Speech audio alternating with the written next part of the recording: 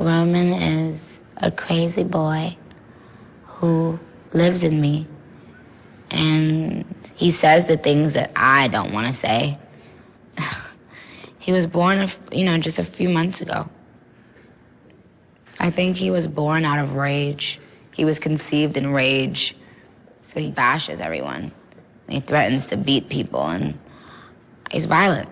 That must be nice to have, like, an ignorant loudmouth who you can just sort of blame every... He wants to be blamed. I don't want to blame him. I ask him to leave, but he can't. He's here for a reason. People have brought him out. People conjured him up. Now he won't leave. When I performed Crazy in Love at the BET Awards, it was almost like my coming out. It was way better than I expected, and Sasha was in full effect. Sasha is my alter ego. And when people see me, sometimes I think that when they meet me and they speak with me, they're expecting Sasha. And I'm really kind of shy, and not really shy, but more reserved, and nothing like Sasha.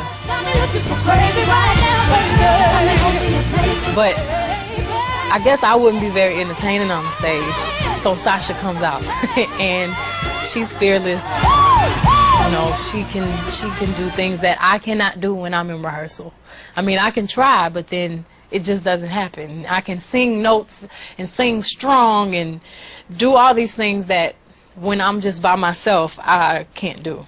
And I remember right before I performed, I raised my hands up, and it was kind of the first time I felt something else come into me, and I knew that was going to be my coming out night for the BET Awards. Looking so crazy in love, got me looking so crazy in love. You're still out here doing these songs, you're still on tour. I do, but I don't take it for granted. Why do you still do it? Why are you still out here? Well, it goes back to the destiny thing. I made a bargain with it, a long time ago, and I'm holding up my hand. What was your bargain? To get where I am now. Should I ask who you made the bargain with? with the chief commander. On this earth? And on this earth, and then in the world we can't see. Bob Dylan has been nominated. I feel like, Sinatra.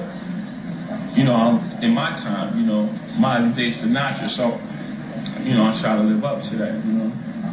I get possessed by the spirits. And so How are so many of Hollywood's most famous actors and actresses able to be so amazingly effective and convincing in their performances? That guy was so electrifying that it came through the television. How is it that they can move us to laughter, tears, or anger at the drop of a hat? Are they truly gifted with natural talent, as many suggest? You see this and you're dazzled by their talent. Do they possess a creative streak of genius that is unknown to most men? Or unknown to most men, are they in fact possessed? Is it possible that these actors and actresses are possessed by demonic spirits who have a specific agenda to fulfill? Oscar award-winning actor Denzel Washington told 60 Minutes exactly how he brings forth his best performances. Basically what I did was got on my knees and sort of communicated with the spirits. And when I came out, I was in charge. Powerful scene. Powerful scene. I couldn't have acted that. I couldn't have written that down and made a decision to play that. What, are you gonna smoke that? Nope, you are. Hell if I am. Yeah. You're Jesus freak. You're Jesus freak. The one-woman entertainment empire known as Oprah has strong affiliations with the demonic realm. The most familiar face on television says, "You can not only use your body and physical self. This is how I see acting. I ask my body to be the carrier for the spirits of those who have come before me in a way that is most meaningful to the character. Just become the vehicle for that character." Calling out for these entities to take her over so that she may become a sparkling puppet, Oprah admits of her work before the camera. I tried to empty myself and let the spirit inhabit me. With her global influence, her shows have become a smorgasbord for the New Age agenda.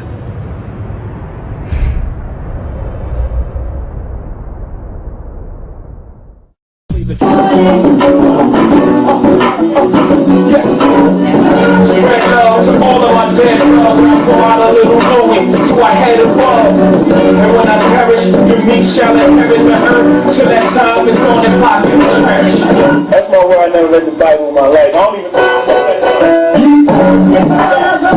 Oh my God, do you think? That's my word. I never read the Bible in my life. I don't even know. Oh my. Make the music play, then nature took its course. Yeah. They put it all together, and now. That's my word. I never read the Bible in my life. I don't even know. Oh my God. That's my word. I never read the Bible in my life. I don't even know. Oh my God, do you think?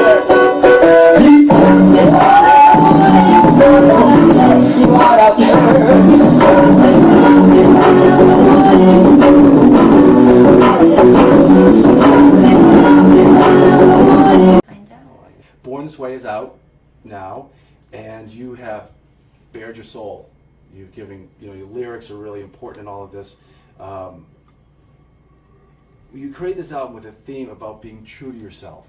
Tell me how you did that, and tell me what that process was like. I was just really inspired by the fans at the show, and I was inspired by the energy of the Monster Ball and how free everyone was, and so excited about the future and excited about being young and being happy and togetherness. One of my favorite things about the Monster Ball is people come alone. They'll come by themselves and then they'll leave with friends, lifelong friends. And just saying the album cover, which is me as half a female, half motorcycle, it's about the fusion of skin and metal, the fusion of reality and fantasy, the fusion of the real woman with the magic that's inside of me, and in my metaphor of saying the real you and the magic that's inside of you. So the fans are what keeps that alive in me, but what Born This Way is now isn't it our attempt as a community to tell the world magic is not artificial, it's real. Theater is not artifice. Theater is not a joke. I saw Judas. Do you have a lot of say in that? Like, do you help create that as well? Like the music video thing? The video, yeah, well, I directed that video. I directed that video with Lorianne Gibson, who's so amazing. And I have always written all the treatments for my music videos. You say on the song, You and I, there are only three men that you serve in your whole life. Yes. Okay, Daddy. Yes. That's your real dad. Yeah. Nebraska. I'm assuming it's not the state. And I like the state. I do like Nebraska. It's cold though. And Jesus. What's wrong with cold? Are you from New York? I'm from Boston. Oh. But it gets up. Well, Boston's nice. Yeah, it is. It's a little but, cold. So who's Nebraska? Is Nebraska somebody? I don't know. You have to listen to the song. So I will. I have no relation to the lyrical content of my music. I'm just the vessel. Gets a government hooker. Obviously, is it a political thing? It's both. It's a fun pop song. I wanted to make an empowering record about, the women that are some of the most powerful women in history, the ones that were sleeping with the most powerful men in the world, and some of them were being paid and some of them weren't. And I just had this sort of fantasy of what they must have been privy to. I mean, what must they have known about before it actually happened? I know, and it's creative, very artistic, like the video, and your clothes are. And as a guy, how do you walk? Do you have to learn how to walk? You get an outfit, and you're like, I got to learn how to walk in these shoes? Well, do I have to? No, I'm a professional. Okay. And you need to learn how to walk in those clunkers. Exactly, they're logging boots, Walmart specials. I love Walmart. So do I. My album is going to be sold at Walmart. Good girl. All right. Your outfits are one of a kind. You don't. When I look at your stuff, when I see you performing and stuff, I think Salvador Dali and MC Escher. Nice. You know MC. I love those guys. Yes, I know who they are. Okay. What do you want to do with your outfits? Where do they all go? Where does all this creativity go when you're done with it?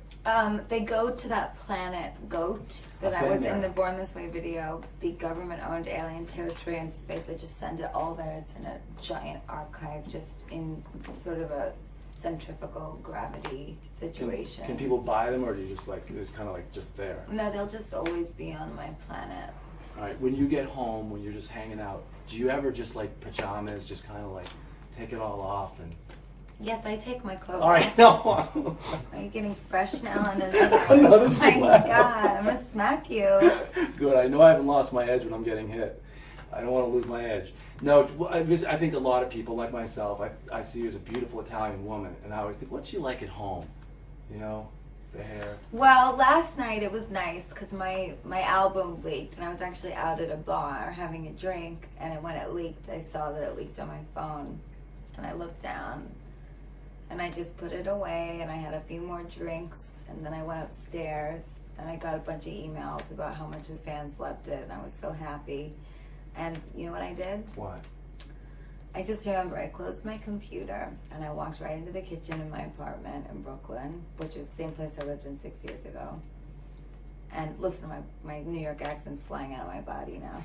And I went into the kitchen and I made spaghetti with mussels and shrimp in white wine sauce. Oh, and I made myself dinner, yeah. I like people. I'm an Italian girl. How many people I saw you going? What I took out of the video, again, I'm watching it from a layman's perspective, but like you went with Judas in the end. Is that correct? No. You went with Jesus?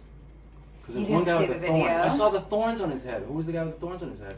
That would be Jesus Christ. Okay, so who did you end up with? I couldn't understand the very end with falling on the floor, but I understood. Like I thought it was like a bad boy, and like the good guy.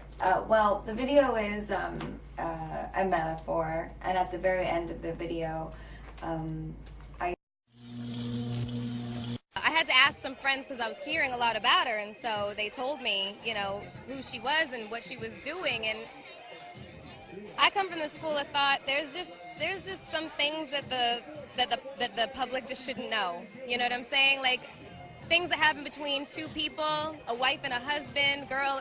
I just don't think that it's for mass consumption. I just have always felt that way, and I just think that the whole idea of celebrity and fame has become really convoluted and, you know, kind of bastardized, like whereas fame used to be the byproduct of success, and now it's the ultimate goal. And if your ultimate goal is to be famous, then you're gonna do a lot to get there, like sign your name in blood in a contract with the devil. Like you're gonna end up on a one-way street and it's going nowhere. Like that's just the truth. I've seen so many people like forsake their moral code and their value systems just for a little bit of fame, and it's not worth it at the end of the day. It's really not worth it. We will have an existential shock. A type 1 civilization has the power of an entire planet. They control the weather. They mine the oceans. They control volcanoes. They control earthquakes. The generation now alive is privileged to see the birth pangs of the birth of a new civilization. And then the lawless one will be revealed, whom the Lord Jesus will overthrow with the breath of his mouth and destroy by the splendor of his coming. The coming of the lawless one will be in accordance with the work of Satan, displayed in all kinds of counterfeit miracles, signs, and wonders, and in every sort of evil that deceives those who are perishing. They perish because they refuse to love the truth and so be saved. For this reason, God sends them a powerful delusion, so they will believe the lie. So then, brothers, stand firm and hold to the teachings we passed on to you, whether by word of mouth or by letter. May our Lord Jesus Christ himself and God our Father, who loved us and by his grace gave us eternal encouragement and good hope, encourage your hearts and strengthen you in every good deed and word.